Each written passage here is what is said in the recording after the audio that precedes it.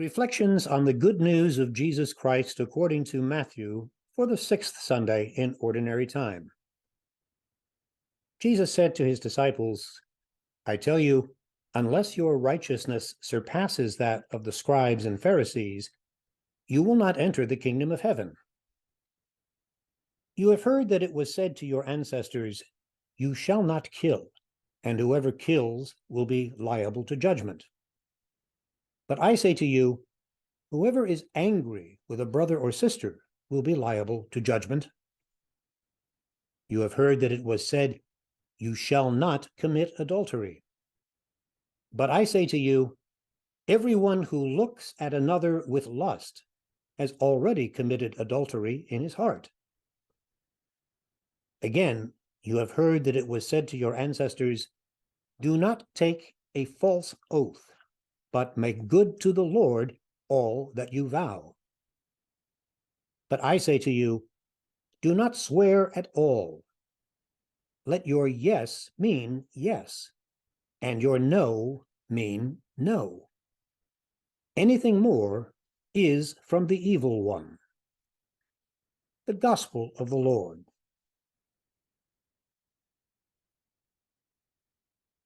There's a lyric from a Christmas song that has been running through my mind frequently of late. It's that time of year when the world falls in love. However true that may be in December, it seems even more true now in mid-February, as an abundance of hearts and flowers reminds us that very soon it will be Valentine's Day. How interesting that a quite secular holiday honoring a figure about whom there is more legend than fact would bring us to focus on what Jesus called the greatest commandment of all, to love one another. St. Paul agrees. Faith, hope, and love, these endure, he wrote, but the greatest of these is love. 3 centuries later, the great teacher St. Augustine put it this way, love, and then do as you will.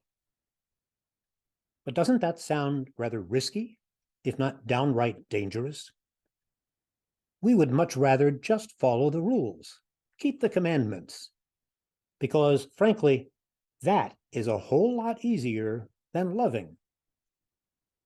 It's not too hard to know when I have failed to keep some commandment, but when can I ever say that I am as loving as I could possibly be? I can barely get those words out with a straight face. But Augustine knew, as Jesus knew, that the more loving we become, the more we are fulfilling all the commandments and then some. Then why do we need all those commandments, such as those Jesus lists in today's gospel? It's because we're not always so good at knowing what love is. We need guidance, directives, to help us know and do what is loving, and not to do what is not loving. This has been the case from the time of Adam and Eve right down to today. You remember their story, which of course is not history, but a story that, like every good story, teaches many lessons. Recall the original temptation. If you eat the fruit of this tree, you will be like God, knowing what is good and what is evil. That is, knowing what is loving and what is not loving.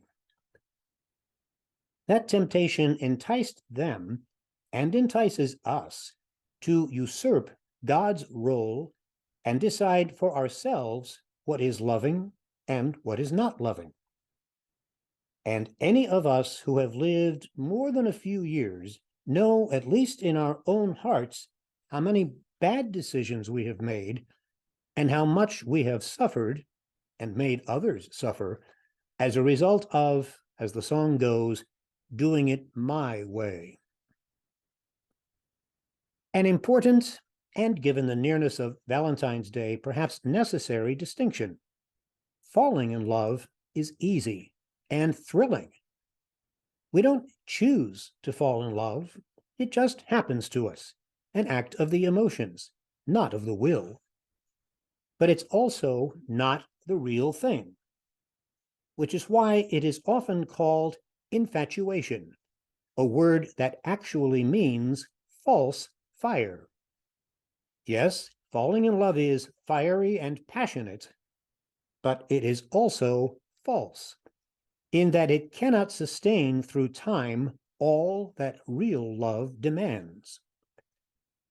Staying in love requires constant choosing, an act of the will, whatever one's feelings may be, that what perhaps began by chance and grace becomes, over time, pattern and commitment. The same is true for the fundamental law of self-giving, which is really a fundamental law of love, the willingness to live one's life serving others. Does this give us another way of understanding what Jesus is teaching his disciples in this passage from the Sermon on the Mount? With each commandment, Jesus is telling us which acts are expressions of genuine love and which are pale imitations, even painful imitations. Jesus takes no pleasure in our pain, quite the opposite. But his message is a hard sell. Just like Adam and Eve, we are so certain that we know better. It can be dangerous, mind-altering to read the Sermon on the Mount. It will shake the ways we think about punishment, penalty, justice, and love itself. Most of all, it thwarts our attempts to compromise our faith or set aside privileged parts of our lives that we shield from the law of God. If your right eye is your trouble, gouge it out and throw it away, Jesus says. If your right hand is troubled, cut it off and throw it away. Better to lose part of your body than to have it all cast into Gehenna, which, by the way, is where Jerusalem burned its garbage. What can we make of all this? The Lord's teachings, although not to be taken literally, seem futile. Our meager hearts feel diminished by his standards. Who of us has not broken promises, or harbored resentment, or acted lustfully, or sworn vengeance, or faked our way through the day? In one of his earliest retreat talks, the late Jesuit priest Anthony de Mello said as much. We all fall short, and therefore we all must not judge. We all are called to holiness, and therefore we must not exempt ourselves. The Sermon on the Mount is not meant to cast us down into helpless and hopeless guilt. No, it is an invitation to that high holiness that we have hitherto not seen or heard about. It is an excavation into our deepest loves, so that seeing what we love most, we will finally be given our heart's desire. But it is a harrowing trip down into the mines of our motivation. And that reveals something else. We may think our faith is just another amen to the wisdom of our age. Well, if we think that, we just don't know what our faith is about. Journeying through the Gospels, as we try to do each week, is no easy trip. It's a dangerous, plummeting, careening journey. Anyone who talks, writes, or preaches about the gospel in a way that leaves us unchallenged or bored just isn't doing the work. Anyone who leaves church without having witnessed the radicalness of the liturgy and the revolutionary import of the gospel was either asleep or listening to a sleep-talking preacher. And anyone who belittles the message of the gospel because it is either too conservative or too liberal isn't paying attention. To borrow a thought from Father Ron Rolheiser, Jesus was neither a liberal nor a conservative. His loyalties were less selective, and his embrace was much wider. Thus, he refused to bring down an ideal just because the majority of people rejected it. At the same time, however, he refused to condemn those who could not live that ideal.